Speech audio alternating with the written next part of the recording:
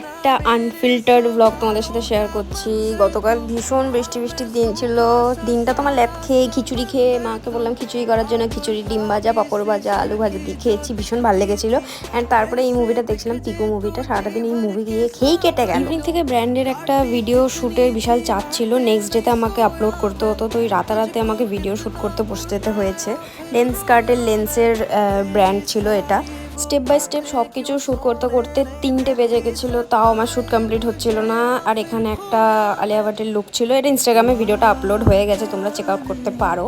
And video complete হতে হতে 5টা বেজে গেছিলো।